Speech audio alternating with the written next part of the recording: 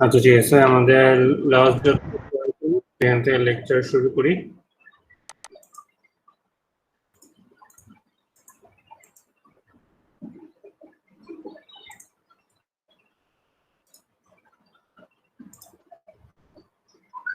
আচ্ছা, তো আমরা আগের দিন বলতেছিলাম আমরা মোটামুটি এক্সপেরিমেন্টের কি কি টুল ইউজ করি, কিভাবে আমরা মোল্ডিংটা বানাই, সে সবকিছু দেখছিলাম। মোটামুটি আমরা ভিডিও সহ ক্লিয়ার দেখার ট্রাই করছিলাম। দেন আমরা যা যা দেখবো, আগের দিন একটু বলছিলাম তো আবার বলি, যেহেতু আগের দিন ক্লাস ছিল না। তো আমরা এখন আজকে যা যা দেখবো সেটা হলো প্যাটার্ন ম্যাটেরিয়াল, যে কি কি ম্যাটেরিয়াল আসলে আমরা প্যাটার্ন যেটা বানাবো। প্যাটার্ন তো আসলে আমার নেগেটিভ পার্ট বলতে যেটা দিয়ে আসলে ফাঁকা জায়গাটা বানাই। তো এটা কি কি ম্যাটেরিয়াল দিয়ে বানানো যাইতে পারে সেটা দেখবো, প্যাটার্ন ম্যাটেরিয়াল। দেন প্যাটার্ন কি কি টাইপের হইতে পারে, একটা তো ম্যাটেরিয়াল ডিফারেন্ট ম্যাটেরিয়াল ইউজ করতে পারি, আবার এদের স্ট্রাকচার বিভিন্ন গঠনেও ডিফারেন্ট আনতে পারি আমার কিছু সুবিধা অসুবিধা চিন্তা করে। তো সেটা দেখবো, প্যাটার্ন টাইপ দেখবো। তারপর কিছু অ্যালায়েন্স দেখবো। অ্যালায়েন্স মানে হলো আমার যতটুকু সাইজ দরকার, মাঝে মাঝে আমার এই ফাঁকা জায়গাটা, যে হোলটা মোল্ডের মধ্যে ক্রিয়েট করতে হয়, ফাঁকা জায়গাটা সেটা কিছুটা বড় রাখতে হয় অথবা ছোট রাখতে হয়। এক্স্যাক্ট যেটা লাগবে সেটাই আমরা দেই না, তার কারণ কি সেটাও জানবো দেখবো। তো সেই জিনিসটাকে অ্যালায়েন্স বলে, যতটুকু বেশি ফাঁকা রাখি অথবা কম ফাঁকা রাখি। আর ডিফেক্টস হলো আমার মোল্ড ঠিক মতো না হওয়ার কি কি ঘটনা ঘটতে পারে। আমি কাস্টিং করলাম, মোল্ড হইলো ঠিক মতোই, কিন্তু কাস্টিংটা যা চাচ্ছি সেই এক্সাক্ট শেপ না আসার কি কি কারণ হইতে পারে আর কি কি ঘটনা ঘটতে পারে সেগুলা দেখবো, যাদেরকে ডিফেক্টস বলে। তো এই চারটা জিনিস আজকে ইনশাল্লাহ দেখার ট্রাই করব। তো আমরা শুরু করি। প্রথমে আমরা প্যাটার্ন আর অ্যালায়েন্স নিয়ে দেখব, তারপর আমরা ডিফেক্টসে যাব। তো প্রথমে হলো ফার্স্টে একদম ইজি পার্টটা হলো আমার প্যাটার্ন কি কি ম্যাটেরিয়াল দিয়ে বানানো। তো মোটামুটি এই 5টা ম্যাটেরিয়াল দিয়ে প্যাটার্ন বানানো হয়। একটা হলো উডের, আমরা লাস্ট যে ভিডিও দেখছিলাম সেটা মোটামুটি কাঠের প্যাটার্ন ছিল। তো প্যাটার্ন কাঠের, যেহেতু আমরা এটা শুধুমাত্র আমাদের প্যাটার্নের কাজ হলো আমার ফাঁকা জায়গাটা বানানো, সেজন্য এটা কাঠের হলেও কি আর অন্য কিছু হলেও সমস্যা নেই। তারপর মেটালেরও হইতে পারে, যদি এরকম হয় যে আমি আসলে খুব ভালো ফিনিশিং চাচ্ছি। উডে কিন্তু অনেক সময় এই যে উডটা দিয়ে আমি প্যাটার্ন বানাচ্ছি সেই উডটা তো আসলে আমি কি করছি, মেশিনিং করে আগে কাটছি, ওরকম সাইজ নিয়ে আসছি, তারপর না হয় আমি সেটা ইউজ করছি। তো মেটালে ফিনিশিং আরো ভালো পাওয়া যায়। যদি আরো এক্সাক্ট ভালো ফিনিশিং চাই, খুবই একদম মানে অ্যাকুরেট একটা মাপ চাই বা কাস্টিং মেটাল মানে প্রসেস চাই, তাহলে মেটাল ইউজ করতে পারি। কখনো প্লাস্টিক ইউজ করতে পারি। তো প্লাস্টিক আসলে হয়তো আমার উডের মধ্যে সমস্যা সৃষ্টি হতে পারে। কি কি উডের সমস্যা হইতে পারে এরকম, যে আমার ইনভায়রনমেন্টাল এফেক্ট থাকতে পারে। যেমন আমরা জানি পরিবেশে তাপমাত্রা বেশি থাকলে বা যদি গরম হয়, তাহলে অনেক সময় উড বা আমরা অনেক সময় কাঠের দরজাগুলো দেখি যে একটু বড় হয়ে যায়, আবার শীতকালে একটু ছোট হয়ে যায় বা এর উল্টা হয়, যে কোনো একটা মানে আমরা এফেক্ট পাই। তো আমি উডের কোনো প্যাটার্ন যদি আগে থেকে বানায় রাখি আর সেই সাইজগুলো যদি এক্স্যাক্টলি একই রকম সবসময় চাই, হয়তো পাবো না, ইনভায়রনমেন্টাল কিছু এফেক্ট থাকে। এই জন্য অনেক সময় উড না ইউজ করে প্লাস্টিক ইউজ করি, কারণ প্লাস্টিকে এইসব ইনভায়রনমেন্টাল এফেক্ট খুবই কম পাওয়া যায়।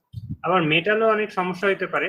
যেমন মেটাল যদি আমি ফেরাস আয়রনে হয়, অনেক সময় জং ধরে, মরিচা পড়ে, কোরোশন হয়, ইরোশন হয়, যেগুলো মেটালের কিছু সমস্যা। কিন্তু প্লাস্টিকে যদি না আমি অনেক জোরে ফোর্স না দিই, প্লাস্টিক ভেঙে যাওয়ার চান্স থাকে, কিন্তু এই ইনভায়রনমেন্টাল এফেক্ট গুলা প্লাস্টিকে খুব কম থাকে। অনেক সময় প্লাস্টিক ইউজ করে।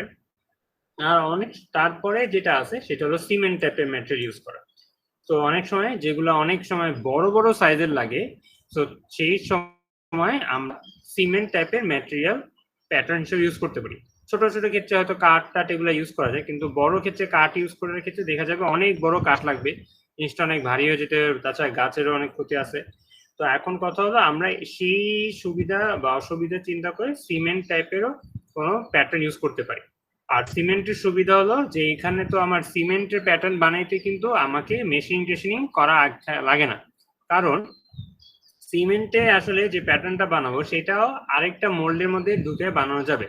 কারণ ধরেন আমি এরকম গোল একটা প্যাটার্ন চাচ্ছি, সিমেন্ট মানে এরকম একটা প্যাটার্ন চাচ্ছি, আমি কি করতে পারি, এরকম একটা ছাঁচ আগে থেকে বানিয়ে রাখতে পারি।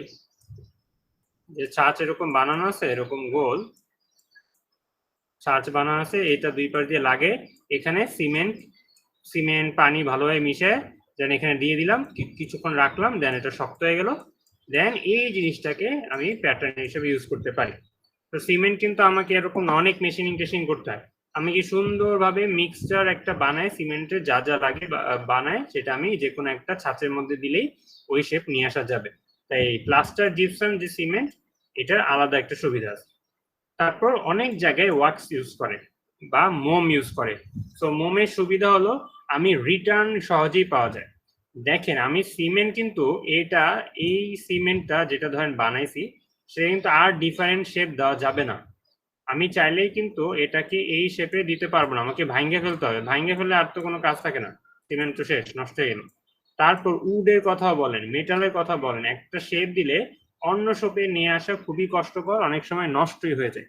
কিন্তু ওয়াক্স একটা খুব ভালো একটা জিনিস, যেটা আমি যে কোনো সময় যে কোনো শেপ দিতে পারি। খালি একটু গরম করতে হবে, গরম করলে ওয়াক্সটা গলে যাবে। গলে দেন আমি এক অন্য ছাঁচে ফেলায়, সেই ধরেন একটা গোল ছাঁচে ফেলাইলে গোল টাইপের প্যাটার্ন হয়ে যাবে, এরকম সিলিন্ডার টাইপের প্যাটার্ন হয়ে যাবে। আবার ওই যে বললাম গোল ছাঁচে ফেলালে গোল টাইপের প্যাটার্ন হয়ে যাবে। তো আমি যে কোনো প্যাটার্ন আমার যখন খুশি তখন সুন্দরভাবে ওয়াক্স ইউজ করে আমি চেঞ্জ করতে পারি, কারণ ওয়াক্স একটু হিট দিলে বা একটু গরম করলে গলে যায়, দেন আবার ঠান্ডা করলে শক্ত হয়ে যায়।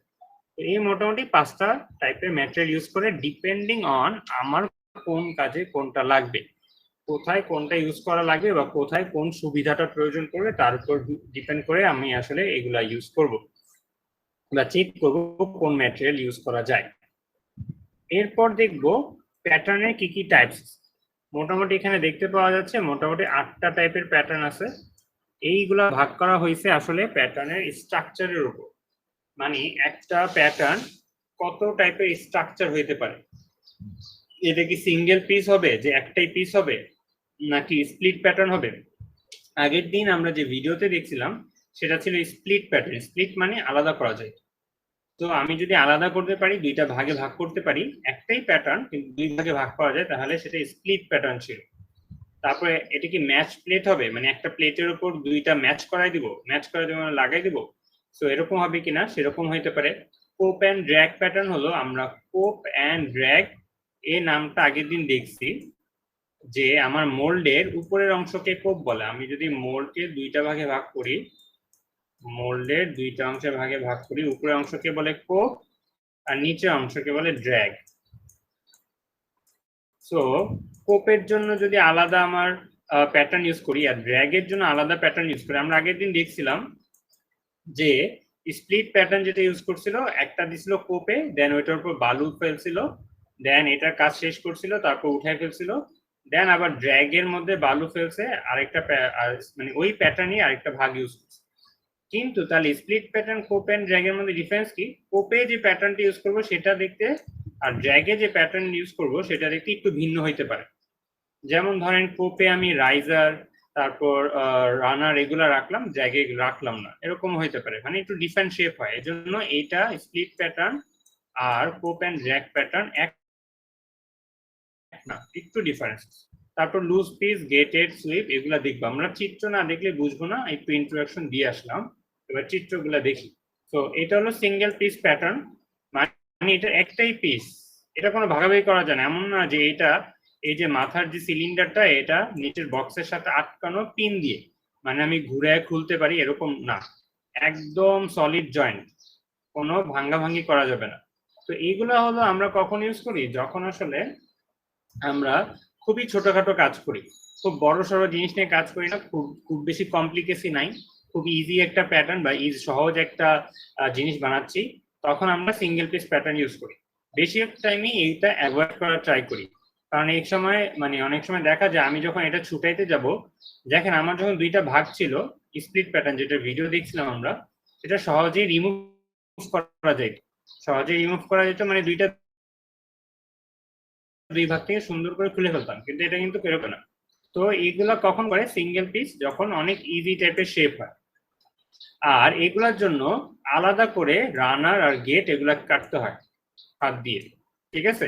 এগুলার জন্য কিন্তু এক্সট্রা রানার গেট পাওয়া যায় না। এখন এই কথাটা বললাম, কেন বললাম এটা একটু পরে গিয়ে বুঝবো, এখন হয়তো বুঝবো না,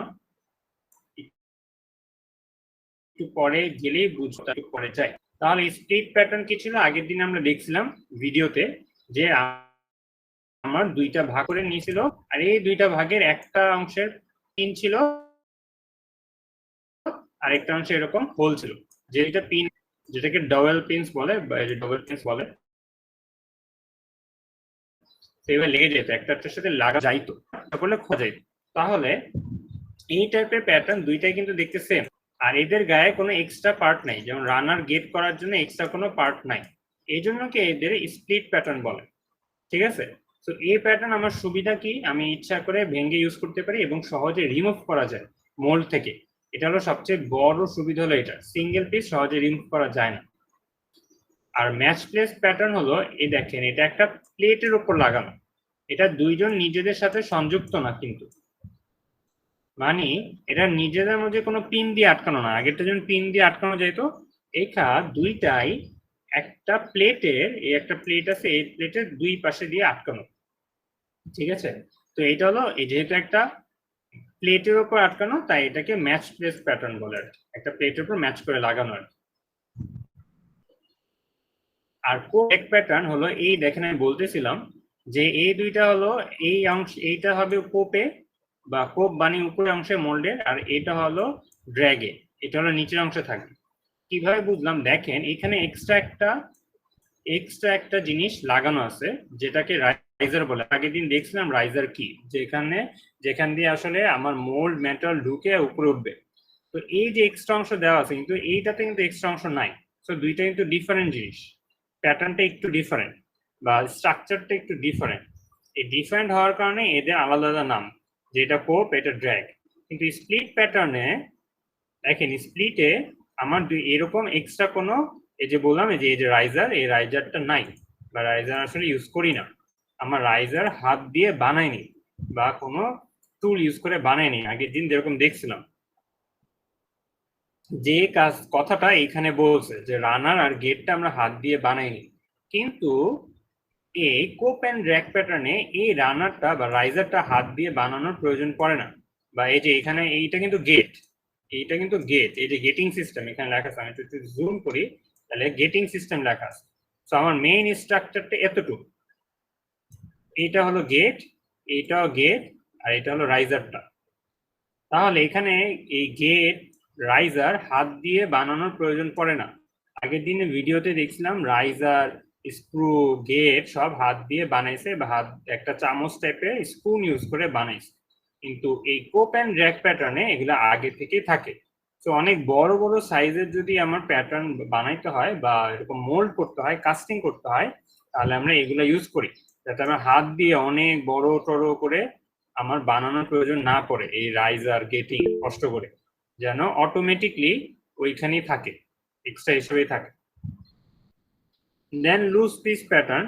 সো লুজ পিস প্যাটার্নটা এরকম যে, ধরেন এখানে একটা প্যাটার্ন পাচ্ছেন, যে জিনিসটা অনেকটা এই শেপের।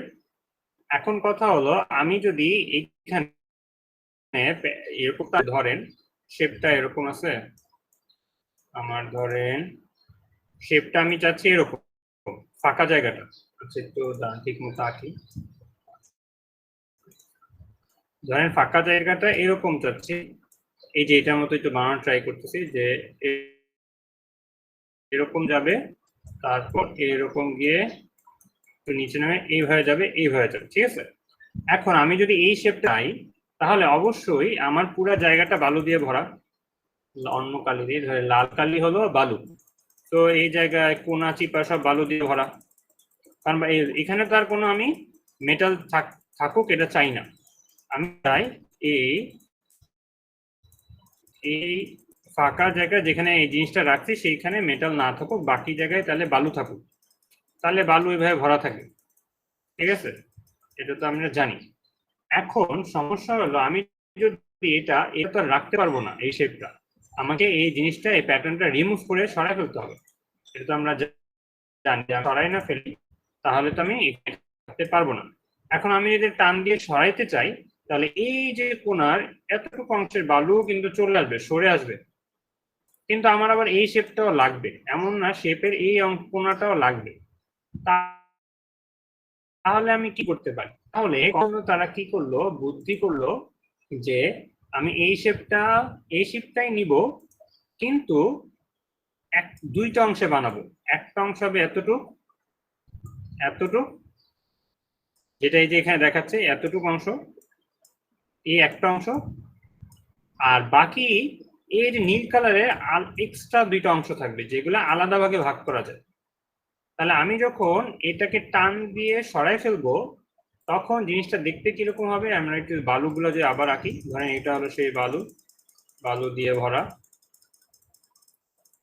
তাহলে তখন দেখবো আমি যদি অন্য কালি দিয়ে আঁকি, তখন দেখবো এই জিনিস দুইজন থেকে গেছে, কারণ এই দুইজন হলো লুজ পিস, মানে হলো এক্সট্রা।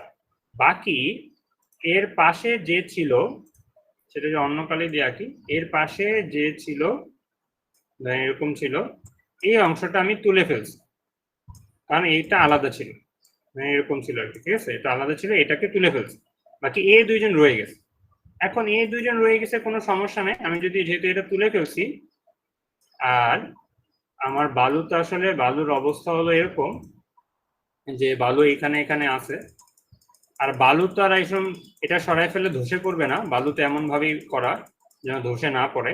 তাহলে এখন আমি কি করতে পারি, আস্তে করে কোন একটা পিন ইউজ করে এই দুইটাকে এখান দিয়ে টান দিয়ে উঠে ফেলতে পারি, যেহেতু এই জায়গা ফাঁকা, এখানে আস্তে করে টান দিয়ে উঠে ফেলতে পারি।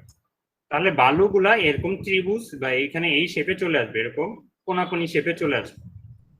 তা আমি যদি এটাকে একদম সিঙ্গেল পিস হলে টান দিলে বালু সহ চলে আসতো, আমি এই শেপটা পাইতাম না, এই কোনা শেপটা পাইতাম না। তাই এটাকে লুজ পিস বানাইছি। লুজ পিস মানে হলো এটা যেহেতু এইটার সাপেক্ষে খুবই ছোট, এটা লুজ টাইপের জিনিস, মানে লুজলি লাগানো। এটা কোনো পিন টিন দিয়ে লাগানো, এটা যদি পিন দিয়ে লাগানো হতো তাও কিন্তু ছুটাইতে পারতাম না। এটা আসলে অনেকটা স্লাইড করে চলে আসবে, এমন না পিন দিয়ে লাগানো। এই দুজনের কানেকশন কোনো পিন দিয়ে না কিন্তু, তাহলে কিন্তু এরকম ছুটাই ফেলতে পারবো না। এটা আরো লুজ অবস্থায় আছে, মানে জোর কোনো কানেকশন না, একদম লুজ আছে, এই জন্য এটাকে লুজ পিস বলে। লুজ মানে ঢিলা ডালা, ঢিলা সিস্টেম, ঠিক আছে। এই জন্য লুজ পিস প্যাটার্ন বলছি, যেন সহজে এটাকে টান দিয়ে রিমুভ করা যায়, আর এই দুইটা থেকে যায়, পরে এটা দুইটাকে রিমুভ করে ফেলবো। তারপর আসি গেটেড প্যাটার্ন। গেটেড প্যাটার্নটা এরকম যে দেখেন, আমি একই সাথে যদি অনেকগুলা মোল্ডিং করতে চাই, একই সাথে অনেকগুলা কাস্টিং করতে চাই আর কি, দেখেন এখানে 1 2 3 4 5 6 7 8, ধরেন আমি একই সাথে 8টা চামচ বানাবো, 8টা স্পুন বানাবো কাস্টিং করে, ঠিক আছে। তাহলে এরকম কি করলাম, একটা গেট, এই যে এখান দিয়ে, ধরেন এইখান দিয়ে আমি মোল্টেন মেটাল ঢালবো বা গলিত লোহা ঢালবো। তো আমার এখান দিয়ে লোহাটা যাবে, আমি গলিত লোহা ঢালবো, তারপরে আমি এক একটা জায়গায় এই গলিত লোহা চলে যাবে, মোল্টেন মেটাল চলে যাবে। সো আমার এক ধাক্কায় 8টা চামচ হয়ে যাবে খুবই ইজিলি। তো এইভাবে একটা গেটেই যদি অনেকগুলা ফাঁকা জায়গা বা কাস্টিং করা যায়, মাল্টি ক্যাভিটি থাকে, যত ক্যাভিটি তত কাস্টিং বা মোল্ডিং করা যাবে, তখন এটাকে বলে গেটেড প্যাটার্ন। এটা কখন করে, যখন আমি আসলে আমার প্যাটার্ন গুলো খুবই ইজি, অথবা আমি মাস প্রোডাকশনে যাচ্ছি। ধরেন একটা কোম্পানি লাখ লাখ চামচ বানায়, তার চামচের যে সাইজ সবার তো সেম, তাহলে আমি প্রত্যেকটার জন্য আলাদা আলাদা করে এরকম মোল্ড বানানোর জন্য কোনো দরকার নেই। এরকম একটা বানায় ফেলবো যে একটা গেট, অনেকগুলা চামচ, চামচের সাইজ এরকম দেওয়া, সবগুলো যদি সেম সাইজ, সেম ভাবে কোনো একটা প্যাটার্ন ইউজ করে বানায় ফেলবো একই প্যাটার্ন দিয়ে। তো আমি একবারে ঢালবো, সবগুলা চামচ হয়ে যাবে, পরে এখান থেকে কেটে ফেলবো, মেশিনিং করে কেটে ফেলবো, দেন একটু সুন্দর শেপ দিব, শেষ, আমার চামচ শেষ। তো এই হলো গেটেড প্যাটার্নের সুবিধা যখন আমি মাস প্রোডাকশনে যাব, খুব অনেক বেশি প্রোডাকশনে যাব, এগুলো গেটেড প্যাটার্ন। তারপরে সুইপ প্যাটার্ন। সুইপ প্যাটার্নের এরকম, সুইপ মানে অনেকটা ঝাড়ু দেওয়ার মতো। তো এইখানে দেখেন একটা পাখার মতো জিনিস আছে। তো এইটা কেন ইউজ করতেছি, এইটা ইউজ করে দেখেন আমি এখানে, ধরেন আমি একটা বাটি বানাবো, বাটিটা দেখতে এরকম হবে, ঠিক আছে, বাটিটা এরকম দেখতে হবে। তাহলে বাটিটা যদি এরকম দেখতে হয়, অথবা দেখতে এরকম দেখতে কোন একটা জিনিস হবে, তাহলে এই মাঝ বিন্দু বা মাঝ রেখার সাপেক্ষে মাঝখানে সরলরেখার সাপেক্ষে দুইটা কিন্তু সিমেট্রিক, মানে এই ডান সাইডে বাম সাইডে দেখতে সমান। এখন আমি দুই কাজ করতে পারি। এক, এত বড় শেপের একটা প্যাটার্ন বানিয়ে ফেলতে পারি, একদম সলিড প্যাটার্ন, যেরকম আগে দেখছি সিঙ্গেল পিস প্যাটার্ন, যেটা এখানে বসাবো, বসায় আমি এখানে বাকি জায়গায় বালু দিব, এটা করতে পারি। তাতে আমার কি হবে, আমার দাম ওই প্যাটার্ন বানাইতে খরচ বেড়ে যাবে। আরেক কাজ করতে পারি, এরকম একটা, এই যে এইখানে যে শেপটা, এই যে কিনারে কর্নারে যে শেপ, এই শেপের মতো একটা কোন একটা সলিড বডি দিয়ে একটা পাখার মতো বানাই। এইটাকে আমি কি করব, একটা রাউন্ড ঘুরান মারবো। ঘুরান মারলে এই শেপের চারপাশে আমার যত বালু আছে সরাই ফেলবে। তো ভালোভাবে যদি, অবশ্যই আমি হাত দিয়েও করতে পারি যদি অনেক ছোট হয়, অথবা মোটর দিয়ে করতে পারি যদি একটু বড় হয় বা হেভি হেভি জিনিস হয়, যেন আর এইগুলা যেন ভালোভাবে বালুগুলা সরে। আমার হাত দিয়ে করতে গেলে অনেক সময় ঠিক মতো নাও সরতে পারে, অনেক সময় বেশি ফোর্সের প্রয়োজন হতে পারে। তো এখানে একটা মোটর লাগাই দিতে পারি, মোটর ঘুরাই দিবে। তো ঘুরাই দিলে দেখেন এই পাখাটা যদি একটু শক্ত ম্যাটেরিয়াল হয় তাহলে ম্যাটেরিয়াল কিন্তু আমার খুবই কম লাগবে, এত বড় জিনিস বানাইতে হবে না। তো পাখা একটা সুন্দর করে ঘুরান দিলে আশেপাশে সব বালু সরে যাবে, বা কালেক্ট করে আমি বাইরে রেখে দিব। তাহলে আমি যে প্যাটার্ন, যে ফাঁকা জায়গা চাচ্ছি, সেটা এই চিকন মেটালিক একটা পাখা দিয়ে করে ফেলা যাচ্ছে, সুইপ করে। সুইপ মানে ঝাড়ু টাড়ু দেওয়ার মতো করে পেয়ে যাচ্ছে। তো এই জন্য এটাকে বলে সুইপ প্যাটার্ন। তো যখন আমি চাবো যে আমার ম্যাটেরিয়ালের কস্ট, প্যাটার্ন বানানোর ম্যাটেরিয়াল কস্ট যেন কম হয়, তখন আমি এই টাইপের প্যাটার্ন ইউজ করব। আচ্ছা, এরপর লাস্টের দিকে একদম আমরা যে আসলে আমরা লাস্টের নামটা হলো ফ্লো বোর্ড প্যাটার্ন, ঠিক আছে। এখন যদি আমি ফ্লো বোর্ড প্যাটার্ন মানে বানাতে চাই তখন আসলে কি করব, বা আসলে এটা কখন করে। তো ফার্স্টে হলো ফ্লো বোর্ড প্যাটার্ন হলো খুবই থিন সেকশন বানানোর জন্য, মানে যে সেকশনে মেটেরিয়ালটা ঢুকবে সেটা খুবই থিন, মানে এই অংশে কিন্তু মেটেরিয়াল ঢুকবে। আমি যদি মেটেরিয়াল লাল কালির দেই, মোল্টেন মেটাল হবে এই অংশ, ঠিক আছে, খুবই থিন অংশ, এই অংশে ম্যাটেরিয়াল গুলো থাকবে। এখন সমস্যা হলো, এই অংশে যদি ম্যাটেরিয়াল থাকে, আমি কিন্তু বালু যেন, আমি কিন্তু আগের ভিডিওতে দেখছি বালুগুলা যেন ঠিক মতো কোনায় কোনায় চিপায় চুপায় সব জায়গায় যায়, সেটার জন্য কি করছি, আমরা র্যামিং করছি। যে এখানে বলছে র্যামিং করছি, র্যামিং মানে হলো একটা শক্ত কাঠ দিয়ে আমরা এটাকে পিটাইছি, বাইরেছি, ঠিক আছে, যেন সব কোনায় কোনায় সব জায়গায় আমার সব বালু পৌঁছায়। না পৌঁছালে আমি কিন্তু ম্যাটেরিয়াল ঢেলে সুন্দর শেপ পাবো না, এবড়ো থেবড়ো শেপ হবে যদি সব জায়গায় ঠিক মতো বালু না পৌঁছায়। কিন্তু সমস্যা হলো, আমি ধরেন এরকম একটা চিকন প্যাটার্ন বানাইছি ফাঁকা জায়গা, সো র্যামিং এর কারণে কি হইতে পারে, এই জিনিসটা বেঁকে যেতে পারে, কিছুটা বালু চেপে যেতে পারে, খুবই স্বাভাবিক, কারণ এই প্যাটার্নটা খুবই চিকন, কিন্তু এমন না অনেক মোটা।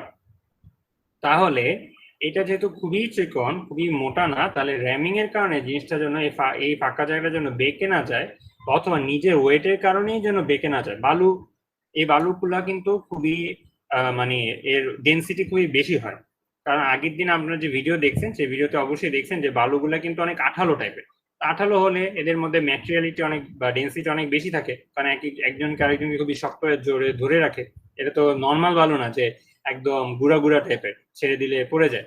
তো এগুলা খুবই, যেহেতু এদের মধ্যে কোহেসিভনেস বা আসলে আঠালো টাইপের জিনিস আছে, অ্যাডহেসিভনেস আছে, কোহেসিভনেস না অ্যাডহেসিভনেস আছে, তো আঠালো টাইপের জিনিস, তো এগুলো ভারী হয়। তো এত চিকন ফাঁকা তারা হয়তো ধরে রাখতে পারবে না। তাহলে কি লাগবে, আমাকে একটা সাপোর্ট লাগবে। তো সাপোর্ট দেওয়ার জন্য একটা শক্ত বোর্ড ইউজ করে, ঠিক আছে। তো এইখানে ক্ষেত্রে সাপোর্টিভ এই ধরা হয়তো একটা বোর্ড ইউজ করবে, চিকন একটা বোর্ড, যেন আমার বালুগুলাকে সে ধরে রাখে। এখন এরকম হইতে পারে এই বোর্ডটা যে ম্যাটেরিয়াল দিয়ে বানাইছি, কারণ আমার এখানে গলিত লোহা ঢুকবে, এই বোর্ডটাকে কিন্তু আস্ত রাখবে না, সে গলায় ফেলবে, এটা আমরা জানি। তাহলে এক কাজ করতে পারি, এই যে বোর্ডটা, এই বোর্ডটা আমরা যে গলিত মেটালটা ঢালবো সেই মেটালেরই হোক, তাহলে যদি গলে এটা ওর সাথে চলে যায় তাতে তো কোনো সমস্যা নেই, কারণ দুইটাই সেম ম্যাটেরিয়াল। কিন্তু যদি অন্য ম্যাটেরিয়াল হয় তাহলে ম্যাটেরিয়াল মিক্স হয়ে আমার ক্যারেক্টারিস্টিক চেঞ্জ হতে পারে। তাহলে এখানে যে সাপোর্টিং বোর্ড দিছি এটাকে বলে, মানে ও এই চিকন জায়গাটায় মেনলি সাপোর্ট দেওয়ার জন্য, যেন র্যামিং এর সময় চলে না যায়, পড়ে না যায়, সেটার জন্য এই সাপোর্টটা দেয়। এখন এক কাজ করতে পারি, র্যামিং শেষ হয়ে গেলে আমি এটা সরাই ফেলতে পারি, অথবা যদি রেখে দেই তাহলে অবশ্যই এইটা যে ম্যাটেরিয়াল, এই ম্যাটেরিয়াল সেম হইতে হবে, যেন যখন গলে যাবে এই দুইটা মিক্স হয়ে গেলেও আমার কোনো সমস্যা না হয়। এই টোটাল 8টা প্যাটার্ন আছে। এই পর্যন্ত কারো কোনো প্রবলেম আছে কিনা, বুঝতে সমস্যা হয়েছে কিনা?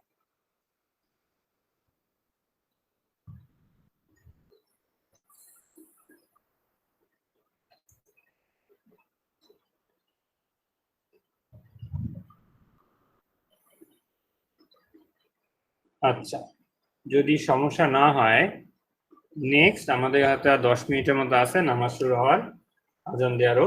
সো নেক্সট আমরা দেখব যে আসলে অ্যালাউন্সটা কি, ডাইমেনশনাল অ্যালাউন্স বলতে কি বোঝায়। সো আমরা জানি যে আমরা মাঝখানে অবশ্যই একটা ফাঁকা জায়গা বানাবো, সেই ফাঁকা জায়গার মধ্যেই আসলে আমার মোল্টেন ম্যাটেরিয়াল গুলো ঢুকবে, ঢুকে জায়গাটা দখল করবে, করার পরে আস্তে আস্তে আমরা ঠান্ডা হইতে দিব। ঠান্ডা হওয়ার পরে আমার এক্সাক্ট যে শেপটা বা সাইজটা সে চলে আসবে, দেন সেটা আমরা মেশিনিং টেশিনিং করব। কিন্তু একটা জিনিস চিন্তা করি, আমি ধরেন একটা শেপ চাচ্ছি, ধরেন 10x10 এই শেপের একটা বক্স চাচ্ছি, ঠিক আছে? সব ধরেন 10x10 ধরেন সেন্টিমিটারে। এখন এই শেপের যদি এক্স্যাক্টলি এই শেপের চাই, তাহলে আমায় অবশ্যই এই যে ভিতরে মোল্ড বানাইছি সেইটা যদি এই শেপেরই দেই, তাহলে সমস্যা আছে। কি সমস্যা? আমরা আগের দিন বা এক ক্লাস আগেই জেনে আসছি, শুনে আসছি এরকম, মোল্টেন মেটাল যখন লিকুইড থাকে, যখন ঠান্ডা হইতে থাকে লিকুইড থেকে তাহলে সলিড হবে। তো লিকুইড থেকে সলিড হইতে থাকলে সে কিন্তু শ্রিঙ্ক করবে বা চেপে যাবে। তাহলে আমার ফাঁকা জায়গাও যদি 10x10 হয়, তাহলে কিন্তু এই মোল্ড ভাঙ্গার পর আমি অবশ্যই 10x10 এর পাবো না, আমি হয়তো 9x9 পাইতে পারি, মানে চেপে যাওয়ার কারণে 1 সেন্টিমিটার করে চেপে গেছে। এত না হলে অ্যাটলিস্ট 9.5, 9.5, 1.8 এরকম পাইতে পারি, যে চেপে যাওয়ার কারণে সে এইটুক মান পাইছে। এখন বড় হইলে কিন্তু কোনো সমস্যা, আমি যদি এটা 11.5 পাইতাম, সাইজটা যদি এটা হতো, আমার সমস্যা ছিল না, কারণ আমি এটা মেশিনিং করে সুন্দর সারফেস ফিনিশ দিয়ে আমি বাকি এক্সট্রা ম্যাটেরিয়াল ফালাতেই বানায় ফেলতে পারি। কিন্তু ছোট হলে এইটা কিন্তু সম্ভব না। ছোট হলে তো আমার আসল জিনিস হয় না, আমি কি কাটবো কি ফালাবো। এই জন্য কি করা হয়, শ্রিঙ্কেজ থেকে বাঁচার জন্য অনেক সময় আমার মোল্ডটাকে বড় রাখা হয়। এই বড় করাকে বলে পজিটিভ অ্যালাউন্স। বড় যদি করি তাহলে বলে পজিটিভ অ্যালাউন্স। এখন না, অনেক সময় আমি জানি যে আমি যে কাস্টিং, এটাকে কাস্টিং বলে, এইভাবে মেটাল প্রডিউস করা বা শেপ প্রডিউস করাকে কাস্টিং বলে জানি। তো কাস্টিং করে যে আমি আসলে শেপটা পাই, স্ট্রাকচারটা পাই ঠান্ডা হওয়ার পরে, বের করার পরে সেটার যে সারফেস, এটা সুন্দর ফিনিশ হয় না, এবড়ো থেবড়ো হয়, কিছু বালু এখানে পড়ে যেতে পারে, কিছু শেপ মানে একটু উঁচু নিচু হইতে পারে, ঠিক মতো মানে সুন্দরভাবে লিকুইডটা সব জায়গায় না যাওয়ার কারণে। তখন যদি এবড়ো থেবড়ো শেপ হয়, আমি যদি এক্স্যাক্টলি 10x10 এর মোল্ড বানাই, ফাঁকা জায়গা বানাই, আর 10x10 যদি চাই, তাহলে সমস্যা কি হবে, আমি এবড়ো থেবড়ো শেপটা ঠিক করতে পারবো না বা মেশিনিং করতে পারবো না, মানে কেটে ফেলে দিতে পারবো না যদি এক্সট্রা না রাখি। তাই আরো পজিটিভ ব্যালেন্স হলো একটা শ্রিঙ্কেজের জন্য করা হয়, আরেকটা হইতে পারে আমি যেন মেশিনিং করে ফালাই দিতে পারি, সুন্দর স্মুথ দিতে পারি, সেই জন্য আরো বেশি রাখা হয়, একটু বড় সড়ো রাখা হয়। এটা হলো মেশিনিং অ্যালাউন্স বলে। তো কি দেখলাম, মেশিনিং অ্যালাউন্স, শ্রিঙ্কেজ অ্যালাউন্স, এই দুইটা শুনলাম। এই দুইটাই গেল পজিটিভ অ্যালাউন্স, মানে আমি একটু বেশি রাখতেছি। এখন সবসময় পজিটিভ নাও রাখতে পারে, কখনো নেগেটিভ অ্যালাউন্স প্রয়োজন পড়ে। নেগেটিভ ব্যালেন্স মানে আমার যে সাইজ তার থেকে আরো ছোট রাখতেছি বা কিছু ছোট রাখতেছি, অনেক ছোট না, একটু ছোট, তার জন্য কেন, কারণ আগের দিন দেখছিলাম এই যে ধরেন এই যে মোলটা সরি এই যে প্যাটার্নটা, এই প্যাটার্নটা যখন আমি বালু থেকে বাইর করব, বের করার সময় একটু একটু বাড়ি মারতে হয়, একটু বাইরে বাড়ি করতে হয় বা র্যাপিং করতে হয় যেটাকে বলে। তো একটু বাইরে বাড়ি করলে এই জায়গা থেকে ছুটে যায়। এখন যদি আমি 10-10-2 এর জায়গায় একটু ছোট না করি, তাহলে বাইরে বাড়ির কারণে এটা একটু বড় হয়ে যাইতে পারে। তো আমি যদি একটু ছোট রাখি, বাইরে বাড়ি করলে 10-10-2 থেকে বেশি দূরে সরবে না। তখন এখানে নেগেটিভ ব্যালেন্স দেওয়া হয়, মানে একটু ছোট রাখা হয় যেন আমি এই বাড়ি মারার চান্স দেওয়া হয়, যেন বাড়ি মারলে যতটুক বালু সরে যাবে তা যেন এই 10-10-2 এর রেঞ্জের মধ্যেই থাকে।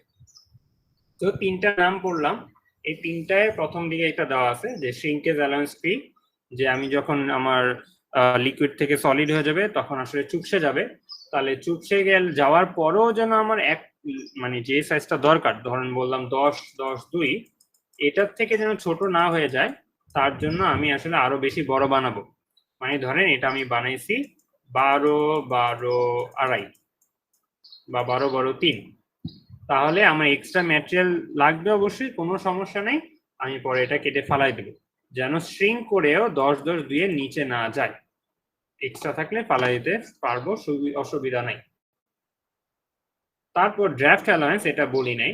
ড্রাফট অ্যালাউন্স হলো এরকম যে এইটা সাইজের ক্ষেত্রে সমস্যা নেই, শেপের দিক থেকে একটু বড় রাখা হয়। শেপ মানে দুই পাশে 1 থেকে 3 ডিগ্রি, এটা কিন্তু খুব বেশি না। এখানে যদিও দেখে মনে হচ্ছে এটা 10 ডিগ্রির মতো হয়ে গেছে ছবিতে, কিন্তু এটা খুবই কম রাখা, 1 থেকে 3 ডিগ্রি। এখন কেন এটা রাখলে, আমার ধরেন যে যে মোলটা সরি যে প্যাটার্ন ইউজ করছি সেটা হলো এরকম, ঠিক আছে, এরকম।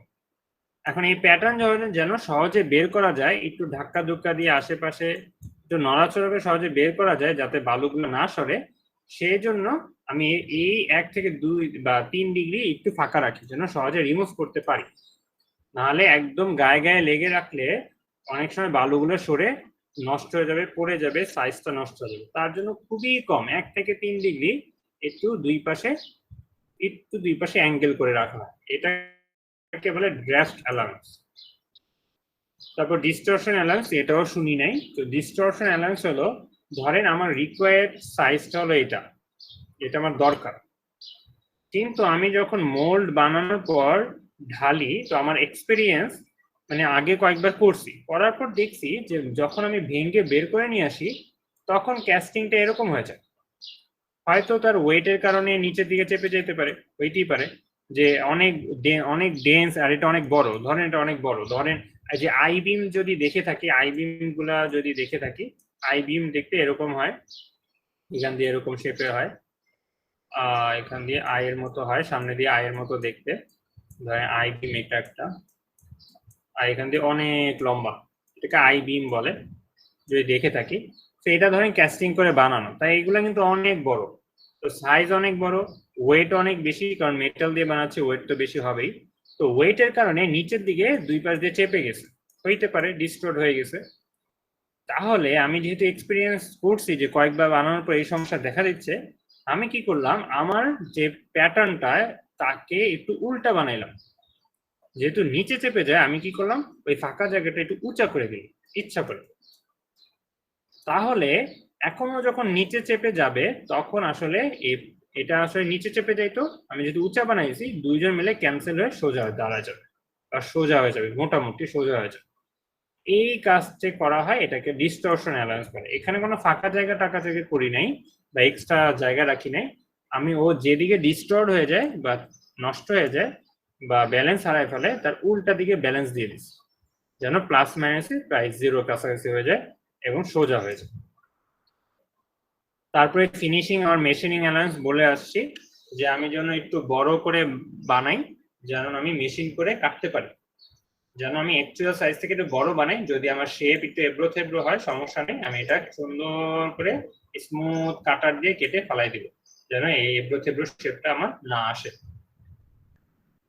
দেন র্যাপিং আর শেকিং অ্যালাউন্স বলছি, এটা হলো একমাত্র নেগেটিভ অ্যালাউন্স, বাকি সবগুলো মোটামুটি পজিটিভ, মানে বাড়তি রাখা হয়, এটা একটু কম রাখা হয়, ঠিক আছে, একটু ছোট রাখা হয়, এখানে বলা আছে স্লাইটলি স্মলার রাখা হয়। যেন আমি যদি র্যাপ করি বা এটাকে বাইরে বাড়ি করে ছুটায় নিয়ে আসতে চাই, তাহলে যেন ছোট রাখলে বাইরে বাড়ির কারণে যেটুকু বড় হবে সেটা যেন আমার আমার যে টার্গেট সাইজ তার থেকে বেশি বড় যেন না হয়ে যায়। এটুক ছিল আমার প্যাটার্নের ম্যাটেরিয়াল, প্যাটার্নের স্ট্রাকচার আর অ্যালায়েন্স। এই পর্যন্ত কারো কোশ্চেন আছে কিনা? দেন আমরা ব্রেক নিব কোশ্চেন অ্যান্সার করে।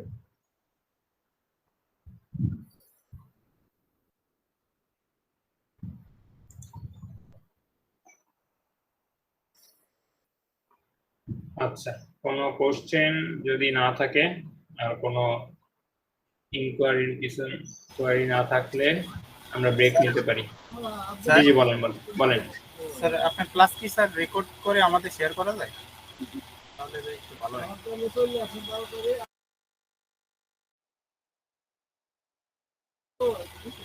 গুগল ক্লাসরুমে আপলোড করে দিলেন লিংকের মাধ্যমে আমরা দেখে নিলাম ভালো হয় সেক্ষেত্রে।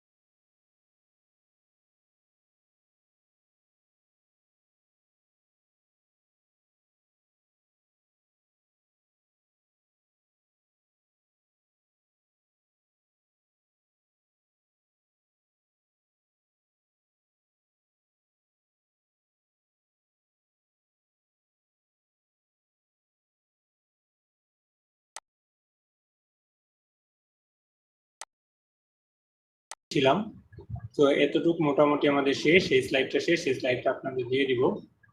এরপরে লাস্ট যে পার্টটা বাকি সেটা হলো দেখা, সেটা হলো ডিফেক্টস। তো মোটামুটি যেটা কিছু কমন ডিফেক্টস হয় সেগুলো এখানে দেখানো আছে, বাট এগুলো আমরা কোনটা কি কারণে হতে পারে সেগুলা দেখব, আর সেগুলার কিছু ছবি দেখে বুঝবো যেগুলো কিভাবে হয়। তো ফার্স্টে এখানে ব্লো হোলস কয়েকটা নাম দেওয়া আছে, আমরা প্রত্যেকটাই যাব। তো এখানে আছে ব্লো হোলস, গ্যাস পোরোসিটি, দেন শিঙ্কেজ পোরোসিটি আছে, হট টিয়ার, মিশ্রণ আর কোল্ড শার্ট। তো প্রত্যেকটা এখানে কথা না বলে আমরা আস্তে আস্তে ছবিতে যাই, না হলে তাহলে ভালো বুঝবো। এখানে কয়েকটা ছবি দেওয়া আছে বাট কোনো নাম দেওয়া নেই। এখানে কিছু দেখতে পাচ্ছেন যে এখানে ফাঁকা রয়ে গেছে, ঠিক মতো ম্যাটেরিয়াল ওই জায়গায় পৌঁছাতে পারেনি। এখানেও আমার ঠিক মতো শ্রিঙ্কেজের কারণে এখানে হট টিয়ার বলে এটাকে, মানে শ্রিঙ্ক করার কারণে কি হয়েছে, যখন আসলে চেপে গেছে এখান থেকে ম্যাটেরিয়াল সরে গেছে আর দেখেন মনে হচ্ছে প্রায় ভেঙে ভেঙে গেছে। তো হয়েছে কি, যখন শ্রিঙ্ক করে ভলিউম যখন কমে যায় তখন কি করে ম্যাটেরিয়াল একটা নির্দিষ্ট দিকে যাওয়া শুরু করে। এখন ধরেন বেশিরভাগ ম্যাটেরিয়াল এই দিকে ট্রান্সফার হওয়া শুরু করছে, এই দিকে ট্রান্সফার হওয়া শুরু করছে, ঠিক আছে। মাউসের কাটকাট হয়ে যাচ্ছে, দাঁড়ান। তো সবগুলো মোটামুটি তার ওয়েটের কারণে নিচের দিকে ট্রান্সফার হওয়া শুরু করছে। তাই এই পাশে যে ম্যাটেরিয়াল গুলো ছিল সেটা একটা ফোর্স পাইছে, মানে হলো একটা টান ফোর্স পাইছে আর কি, বা অনেক জোরে বলের আঘাত পাইছে এরকম টাইপের। তো এখান দিয়ে তাই ফাঁকা হয়ে গেছে, মনে হচ্ছে যে ভেঙে গেছে। তো এখানেও সেম অবস্থা, একটু ঠান্ডা ম্যাটেরিয়াল হয়তো ঢালছে। মানে আমরা আগের দিন যে ভিডিও দেখছিলাম সেখানে দেখেন মাত্র গরম হওয়া জিনিস, একদম টকবক গরম জিনিস, সেটা কিন্তু ওই মোল্ডের মধ্যে ঢালছে। তাহলে কি হয়, এরকম গরম হওয়া জিনিস ঢাললে আমার ওইখানে লিকুইডিটি ভালো থাকে। লিকুইডিটি মানে হলো ভালো লিকুইড অবস্থায় থাকে। তার লিকুইডিটি ভালো থাকলে ভালো সে মুভ করতে পারবে, ইজিলি মুভ করতে পারবে। কিন্তু আমি যদি একটু একটু একটু একটু ঠান্ডা করে নেই তাহলে সহজে মুভ করতে কিন্তু পারবে না। সলিড মানে কারণ মেটাল তো, মানে এখানে যেহেতু ডেন্সিটি বেশি তাই সহজেই সে আসলে তাপ ছেড়ে দেয়, ঠান্ডা হতে চায়, তাড়াতাড়ি ঠান্ডা হয়ে যেতে চায়।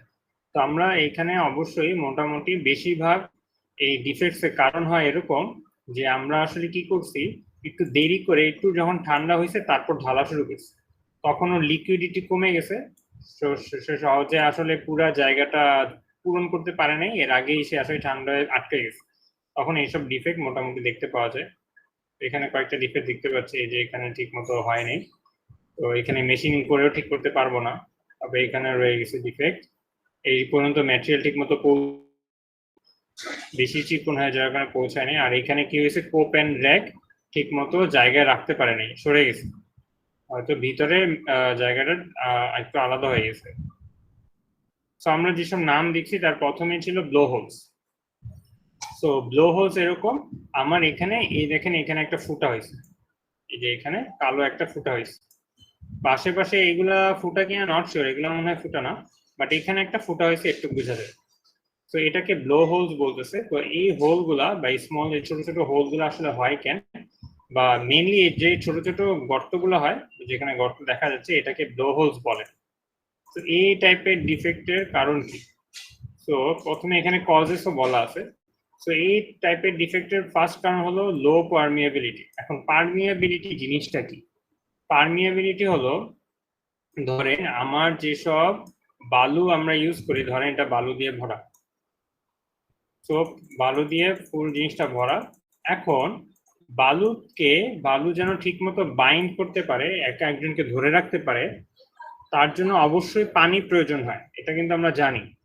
এই যা জেনে কিন্তু অনেক সময় আমরা ধরেন সমুদ্রে অনেক সময় একটু ডিজাইন ডিজাইন করে স্ট্রাকচার, তবে পানির সাথে একটু বালুটা ভালোভাবে মিক্স করে নেয়, ঠিক বানায় নেয়, যেন একজন আরেকজনের সাথে ভালোভাবে বাইন্ড করতে পারে। এখন পানি না থাকলে বালু আসলে গুঁড়া গুঁড়া টাইপের, এর কোনো লাভ নেই, মানে এগুলা বাইন্ড করতে পারবে না। এখন সমস্যা হলো যখন পানি থাকবে আর তার মধ্যে আমি আসলে মোল্টেন ম্যাটেরিয়াল ঢালবো, পানির মধ্যে না, বালুর মধ্যে। তো এখন বালুতে যেসব পানি আছে, তো সেই পানিগুলো অবশ্যই এত হিট নিতে পারবে না, তারা কি হবে, আমার আসলে বাষ্প হয়ে যাবে বা ভেপার হয়ে যাবে। এখন ভেপার হওয়ার জন্য আমাকে জায়গা দিতে হবে, বা বালুরই নিজস্ব পরিস্থিতি থাকতে হবে যে আমার সহজে ভেপার গুলো যেন বালু থেকে বের হয়ে যেতে পারে। এই যে বালু থেকে বের হয়ে যাওয়ার যে বাষ্পগুলো প্রডিউস হয়েছে বা যে কোনো গ্যাস প্রডিউস হয়েছে, এটা বের হয়ে যাওয়ার যেতে পারার যে ক্ষমতা বা যে উপায়, সেটাকে পারমিয়াবিলিটি। এখন পারমিয়াবিলিটি যদি লো হয়, মানে এই ক্ষমতায় বের হয়ে যাওয়ার যে প্রসেস বা সিস্টেম, এটা যদি খুবই কম হয়, তাহলে কি হবে, এই গ্যাসগুলো থেকে যাবে। থেকে কোথায় যাবে, থেকে যাওয়ার একমাত্র জায়গা হলো যে ফাঁকা জায়গাটা আমি বানাইছি সেখানে যাবে, কারণ এখানে কিছু নাই। তো এইখানে যাওয়ার রাস্তা খুবই সহজ, কারণ আমি সহজে বের হয়ে যাইতে পারতেছি না, তাহলে এখানে চলে যাই, কারণ এখানে কিছু নাই, ফাঁকা জায়গায় প্রেশার কম, তো সেখানে অবশ্যই গ্যাস তো লো প্রেশারের দিকেই দৌড় দেয়, এটা আমরা জানি, তাহলে এখানে চলে যাবে। এখন গ্যাস যখন এখানে ঢুকে যাবে, এই ম্যাটেরিয়াল যেটা আমি ঢালছি সেটা সেই জায়গায় নিতে পারবে না, তখন এই জায়গাগুলা গ্যাস খেয়ে ফেলবে।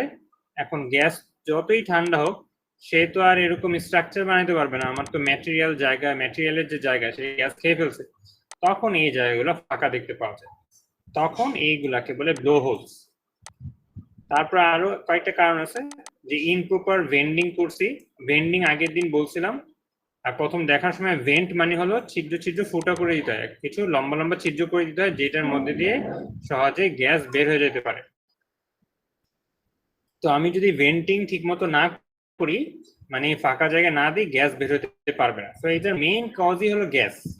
যেসব গ্যাস খুবই গরম বা পানি, যেসব ময়েশ্চার খুব গরমের জন্য ভেপার বা গ্যাস হয়ে গেছে, সেগুলো যদি বের হতে না দিই তখনই ব্লো হোলস হবে। এইগুলো ব্লো হোলস এর কাজ। এবার এরপর যেটা আছে সেটা হলো মিশ্রণ।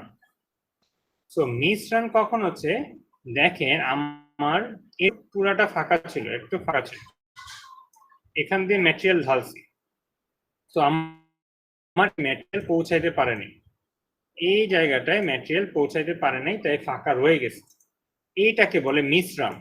তাহলে আমি যে এক্সাক্ট শেপ চাচ্ছি সেটা সে পাবে না। এখন এটা কি কারণে হয়, ওই যে বললাম আমি যদি লোহা যেটা গলাইছি সেটা যদি একটু ঠান্ডা করে দেই, ঠান্ডা হওয়ার পর ফালাই, মানে বেশি ঠান্ডা না, বেশি ঠান্ডা হয়ে গেলে তো আসলে সলিড হয়ে যাবে, ফালায় তো লাভ নেই, কিন্তু অনেক গরম অবস্থায় না ঢেলে ঠান্ডা ঠান্ডা অবস্থায় ঢাললে কি হবে, এটা যাওয়ার আগেই সে আসলে সলিড হয়ে যাচ্ছে, একটু সলিড হলে থেমে যাবে আসলে, কারণ লিকুইডেরই ফ্লো অ্যাবিলিটি আছে, এই জন্য এদের ফ্লুইড বলে। ফ্লুইড কাদের বলে, যাদের ফ্লো অ্যাবিলিটি আছে, ফ্লো করতে পারে, যে মাউসে লেখাই যাচ্ছে, যাদের ফ্লো আছে তাদের ফ্লুইড বলে। এখন সলিড তো আর ফ্লো করতে পারে না, তাহলে আমি একটু ঠান্ডা হয়ে গেলেই, যখন একটু সলিড সলিড হয়ে যাবে তখনই এগুলো আসলে আটকে যাবে। তো আমি পুরাটা রাস্তা সে দৌড় দিতে পারে না, এই যে মিশ্রণ বলছি। অথবা আমি যদি সেকশন গুলো, এই যে রাস্তাটা খুবই চিকন বানাই, তখনও দৌড় দিতে পারবে না। গেট যদি অনেক স্মল বানাই তখন যাইতে পারবে না, কারণ এটা তো আসলে পানি না, পানি বা অন্যান্য তরল কিন্তু ডেনসিটি কম, তাই চিকন রাস্তাও মোটামুটি দৌড় দেয়। কিন্তু আপনি কিন্তু মধুকে, পানি যে রাস্তা দিয়ে দৌড় দেয় চিকন হলেও, মধুকে চিকন রাস্তা দিয়ে দৌড় দেওয়াইতে পারবেন, কারণ মধুর ডেনসিটি আসলে বেশি। তো যত ডেনসিটি বেশি তত চিকন রাস্তা দিয়ে পারবেন। এজন্য এখানে বলছে যে আমি গেট বা সেকশন গুলো খুবই চিকন চিকন দিই, খুবই থিন হয়, তাহলে সেখানেও আটকে যাবে, মিশ্রণ দেখা যায়। এরপর সে কোল্ড শার্ট, ছবিটা আই গেস আছে, তাহলে ভালো বুঝবেন। কোল্ড শার্ট এরকম হয়েছে, এখানেও ঠান্ডার ব্যাপার আছে। কি হয়েছে, আমি যখন জিনিসটা ঢালবো, জিনিসটা যখন এখানে আসবে, তো ফ্লুইড সবসময় আগে লো হাইট পূরণ করতে চায়, আগে নিচে পূরণ করতে চাবে, তারপর উপরে উঠবে, কোনোদিন আগে উপরে পূরণ করে নিচে নামবে না, এটা কোনোদিন হয় না। কারণ নিচে থাকার জন্য এনার্জি কম লাগে, উপরে ওঠার জন্য এনার্জি বেশি লাগে। সবাই চায় আগে কম এনার্জি অকুপাই করি, তারপর আরো এনার্জি থাকলে তারপর হাই এনার্জিতে যাব। তাহলে আমি এখান দিয়ে যখন লিকুইড ঢালবো, আগে নিচের অংশ পূরণ করবে, এখান দিয়ে ঢুকো, এখান দিয়ে ঢুকো, নিচের জায়গা পূরণ করবে। এখন কিছু ম্যাটেরিয়াল এখান দিয়ে দৌড় দিবে উপরে ওঠার জন্য, কিছু ম্যাটেরিয়াল এটা পূরণ করে এখান দিয়ে দৌড় দিবে উপরে ওঠার জন্য। এখন আমি যদি প্রচন্ড ভালো গরম অবস্থায় রাখি, তাহলে সুন্দর করে এসে মিশে যাবে দুইজনের সাথে। কিন্তু যদি গরমটা বেশি গরম না হয়, ঠান্ডা ঠান্ডায় ঢালি, তাহলে দেখা যাবে দুইজন যখন দুই পাশ দিয়ে এসে মিশতে গেছে, এর আগে কিছুটা সলিড হয়ে গেছে, আর এখানে এই যে মিলিত স্থানে ঠিক মতো মিশতে পারে নাই, আগে যেহেতু সলিড হয়ে গেছে, তাহলে এইখানে একটু ফাঁকা দেখতে পাবো। এটা একটা ভালো ছবি দেখে আছে কিনা, না এগুলো সব অ্যানিমেটেড ছবি দেওয়া। তো এরকম ফাঁকা যদি দেখতে পাওয়া যায়, তাহলে এটাকে বলছি কোল্ড শার্ট, হলো কোল্ড শার্ট। তো এখানে এই কাজগুলো বলা আছে যে metal lacking in fluidity through small gaps আর থ্রু কোল্ড মোল্টেন মেটাল, যে তিনটা কারণ আমি বলছি মিশ্রণের, সেই তিনটা কারণই কোল্ড শার্টে দেখতে পাওয়া। কিন্তু কোল্ড শার্টে আসলে একটা দুইজনের মিলিত স্থানে ফাঁকা জায়গা তৈরি হয়েছে বা ঠিক মতো পূরণ হয় নাই, আর মিশ্রণ তো ওই পর্যন্ত যাইতেই পারেনি, ফাঁকাই রয়েছে, মানে ছোট হয়েছে। এগুলো দুইটা ডিফারেন্স। এরপর আছে শ্রিঙ্ক পোরোসিটি। শ্রিঙ্ক পোরোসিটি এর জন্য ধরেন আমরা কিন্তু আমাদের আগের ভিডিওতে এটা ছিল না, বাট আমরা যখন বানানোর ছবি দেখাইছি তখন একটা জিনিস বলছি যে এইখানে আরেকটা রাইজার রাখা হয়, রাইজার, আরো একটা ফাঁকা জায়গা রাখা হয় যাকে বলে রাইজার। রাইজার কেন রাখি, ওই ছবি দেখানোর সময় বলছি যেন এক্সট্রা ম্যাটেরিয়ালের সাপোর্ট দিতে পারে। ধরেন আমি এখান দিয়ে পূরণ করছি, সব এই পুরাটা ভরে আরো ম্যাটেরিয়াল বা মেটালের অন্য কালি দিয়ে, তাহলে বুঝতে পারবে। তো মেটাল ধরেন একটু পূরণ করে ফেলছে, ঠিক আছে, একটু ভরে ফেলছে। এখন যদি এটা শ্রিঙ্ক করে বা চেপে যায়, তাহলে উপর থেকে মেটাল আস্তে করে নিচে নামে ওই জায়গাটা পূরণ করে ফেলবে। এটা হলো এই রাইজার ইউজ করার সুবিধা। কিন্তু রাইজার যদি না থাকে, যেমন এখানে নাই, তখন যখন শ্রিঙ্ক করে ফেলবে তখন এই জায়গা পূরণ করার কোনো ম্যাটেরিয়াল কিন্তু আমার কাছে আপাতত নাই। না থাকলে এই জায়গাটা কি হয়ে যাবে, ফাঁকা হয়ে যাবে। ফাঁকা হয়ে গেলে এখানে একটা পোরোসিটি সৃষ্টি হয়। পোরোসিটি মানে হলো ফাঁকা জায়গা। যেহেতু এনাফ ম্যাটেরিয়াল আমার কাছে নাই, এনাফ ম্যাটেরিয়াল থাকা উচিত ছিল, তখন এই ফাঁকা জায়গায়, যেমন এই যে এখানে দেখতে পাওয়া যাচ্ছে এখানে চাবির মতো একটা বানাইছে, কিন্তু এখানে ফাঁকা জায়গা তৈরি হয়েছে, কারণ এই যে এখানে ফাঁকা জায়গা দেখা যাচ্ছে, মানে একটু নিচে দিয়ে চেপে গেছে, কারণ যখন শ্রিঙ্ক করছে তখন আর ম্যাটেরিয়াল ছিল না দেওয়ার মতো, যেহেতু ছিল না তাহলে এখানে ফাঁকা জায়গা তৈরি হয়েছে, এটাকে শ্রিঙ্ক ক্যাভিটি বলে বা শ্রিঙ্কেজ পোরোসিটি বলে। তারপরটা হট টিয়ার। সো হট টিয়ারের জন্য এটা এরকম হয় যে আমার আসলে এখানে কি হইতেছে, এইখানে এই হট টিয়ারের কথাটা একটু আগে বলে আসছি যে কোনটাকে হট টিয়ার বলে। এই যে একটা ভাঙ্গা জিনিস দেখে আসছে, যে একটু যদি উপরে উঠি, এই যে এখানে বলছিলাম এখানে হট টিয়ার হয়েছে, মানে এখানে বলছিলাম যে শ্রিঙ্কেজের কারণে যখন শ্রিঙ্ক করবে তখন কি হবে, সবাই মিলে এক জায়গায় চেপে যেতে চাবে, যে এখানে চেপে যায়, তাহলে অনেকটা কাপড় দুই পাশ দিয়ে টান দেওয়ার মতো অবস্থা। তাহলে যদি অনেক জোরে কাপড় দুই পাশ দিয়ে টান দিই, মাঝখানে যেরকম ছিঁড়ে যায়, তো এইটা কখন হয় এরকম, যেহেতু ছিঁড়ে যায়, ছিঁড়ে যাওয়াকে বলে টিয়ার, TEAR, টিয়ার কে বলে ছিঁড়ে যাওয়া। তাহলে এখানে হট টিয়ার কেন হইতেছে, তো হট টিয়ার মানে হলো সে ছিঁড়ে গেছে, কিন্তু হট টিয়ার কেন বলতেছে, কারণ এখানে যখন শ্রিঙ্ক করতেছে, তো শ্রিঙ্কেজের কারণে এই দুই পাশ দিয়ে ওর একটা টার্ন ফোর্স অ্যাপ্লাই হচ্ছে, কারণ দুই পাশ দিয়ে চেপে যাওয়ার ট্রাই করতেছে, মানে দুই পাশ দিয়ে টান পাইতেছে, এই জন্য মাঝখান দিয়ে যেগুলো ঠিক মতো মেটাল পৌঁছাইতে পারেনি সেই দুইটা আসলে মানে অনেকটা ভেঙে যাওয়ার মতো, ছিঁড়ে যাওয়ার মতো অবস্থায়। তো এই জায়গায় এরকম হয়।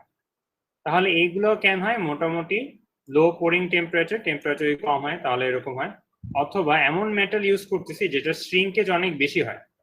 সব মেটাল কিন্তু শ্রিঙ্ক বা চেপে যাওয়া কিন্তু খুব কম বেশি এটা ভ্যারি করে, সব মেটাল সেম না। যদি এমন হয় যে এমন মেটাল ইউজ করতেছি যেটা শ্রিঙ্কেজ অনেক বেশি, তখন এসব হয়। কারণ শ্রিঙ্কেজ বেশি মানে টান বেশি হলে কিছু কিছু জায়গায় এরকম ছিঁড়ে যাবে, যেসব জায়গায় আমার ম্যাটেরিয়াল কম পৌঁছেছে। তো এটা হলো আমার হট টিয়ার। আর কি আছে, আরেকটা আছে যেটা হলো গ্যাস পোরোসিটি।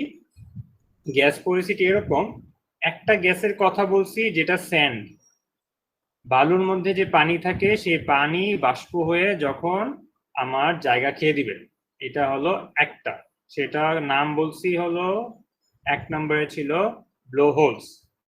তাহলে এই গ্যাস আবার ভাই কই থেকে আসবে, এই আবার কোন গ্যাস? এই গ্যাস হলো মেটালের মধ্যেই, ধরেন এরকম থাকে যে আমি মেটাল যেটা লিকুইড অবস্থায় ছিল, মেটাল যখন কোনো লিকুইডের টেম্পারেচার অনেক হাই থাকে তখন লিকুইডের মধ্যে অনেক গ্যাস আমার সলিবল অবস্থায় থাকে। সলিবল মানে হলো মিশ্রিত থাকে, যেমন চিনি পানির মধ্যে মিশে যায়। ঠিক তেমনি আমি যে কোনো লিকুইডের মধ্যে টেম্পারেচার অনেক হাই রাখি অথবা প্রেসার অনেক হাই রাখি, তাহলে গ্যাস মিশানো যায় পানির মধ্যে। যেমন স্প্রাইট বা আমরা কোনো কোক টোক খাইলে কোকের মধ্যে প্রেসার হাই করে আসলে ওই কার্বন ডাইঅক্সাইড গ্যাস মিশানো হয়েছে, যেটা ভেপারের সৃষ্টি করে।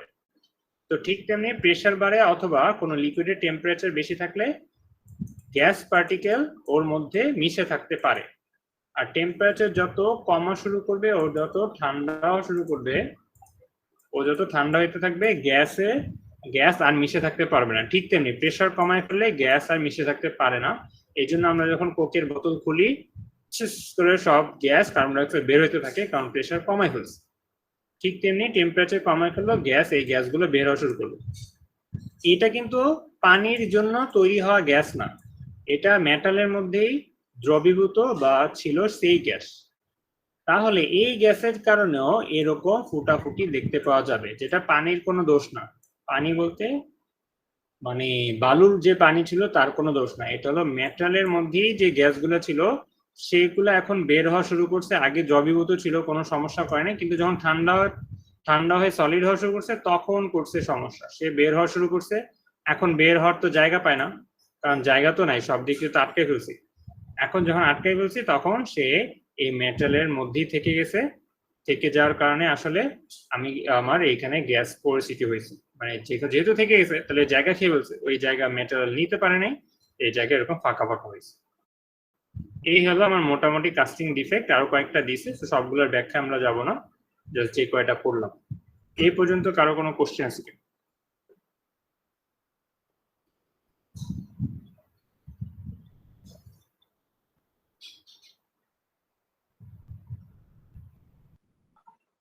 আচ্ছা, তো এখান থেকে আপনাদের রিপোর্ট রাইটিং এই এক্সপেরিমেন্ট এক শেষ হলো। এটা আপনাদের মিটার আগে লাস্ট ক্লাস। এই যেহেতু এটা একটা রিপোর্ট রাইটিং থাকবে, সেই রিপোর্ট রাইটিং এ কি কি আমরা আসলে কোনো কোশ্চেন অ্যান্সার টাইপের রিপোর্ট রাইটিং হবে। তো কোশ্চেন অ্যান্সার কি কি থাকবে, সেখানে কোশ্চেন গুলা মোটামুটি 3টা আছে, হয়তো আরো কয়েকটা অ্যাড করতে পারি, অথবা এই 3টাই থাকতে পারে, এরকম হয়তো অ্যাডও করতে পারি। তো এখানে যে যা যা পড়া হয়েছে সেখান থেকে অ্যান্সার দেওয়া আছে, আপনারা বুঝে থাকলে ইজিলি অ্যান্সার করতে পারবেন। আর এইটাই হলো আপনাদের রিপোর্ট রাইটিং হবে, যেহেতু আমরা আসলে ডাইরেক্টলি আসলে কোনো এক্সপেরিমেন্ট আমরা করি নাই বা দেখি নাই। তো আমরা যা যা পড়ছি এক্সপেরিমেন্ট 1 ফুল, সেখান থেকে আপনাদের কোশ্চেন অ্যান্সার টাইপের রিপোর্ট রাইটিং হবে। কোনো কোশ্চেন আছে কারো? একজন কোশ্চেন করতেছিলেন, তিনি কি আছেন? ব্রেকের আগে একজন কোশ্চেন করছেন। স্যার ক্লাস রেকর্ডের বিষয়ে কথা বলছিলাম। ও আচ্ছা, ক্লাস কি রেকর্ড হচ্ছে কি না? মানে ক্লাস রেকর্ড করে আমাদের গুগল ক্লাসরুমে আপলোড দিলে দেখা যাচ্ছে যে অনেক সময় আমরা অনলাইনে ক্লাসটা একটু মানে মিসিং হয়ে যায়, নেটওয়ার্ক বা ইস্যুর কারণে ভালোভাবে ক্লাস করা একটু সমস্যা হয়। সেই জন্য আর কি আপনি যদি ক্লাসটা রেকর্ড করে আমাদের গুগল ক্লাসরুমে আপলোড করে দিতেন, ওই জায়গা থেকে আমরা পুনরায় ক্লাসটা ভালোভাবে দেখতে পারতাম, এটা বলছিলাম। ও আচ্ছা আচ্ছা, এটা একদম ফার্স্টে দিয়ে বললে ভালো হতো। আমরা আসলে রেকর্ড করি নাই, বা আমি রেকর্ড করি নাই। তো নেক্সট ক্লাস আমাদের হয়তো 2টা পাবো, ওই 2টা হয়তো রেকর্ড দেন করা যাবে, দেন আপনাদের দিয়ে দিব না। নেক্সট ক্লাস থেকে হয়তো রেকর্ড করবো না, আচ্ছা এতদিন রেকর্ড করি ঠিক আছে নাই। স্যার, ধন্যবাদ। আচ্ছা, তো আপনাদের অ্যাটেন্ডেন্সটা নেই।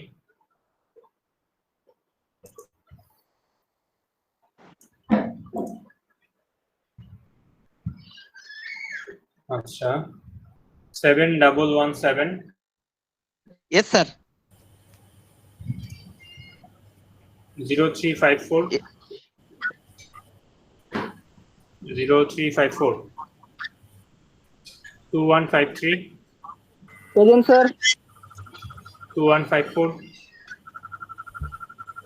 Present, sir. 2154, তাই তো? 3068 প্রেজেন্ট স্যার। 4108 4108 4158 আচ্ছা 5156 6202 Yes, sir. 6205 Yes, sir. 6210 13 present sir. 15 28 Prince sir আমারটা হচ্ছে 15 সরি 13 না স্যার। আচ্ছা 28 আছে 28 6228 6229 Yes, sir. 6231 6233 Yes, sir. 6248 6256 Present, sir. 6261 6264 Present, sir. 6264 Sir, 6210, sir. Sir, 6210 miss হয়ে গেছে স্যার, কানেকশন পাচ্ছিল না। আচ্ছা দিয়েছি 626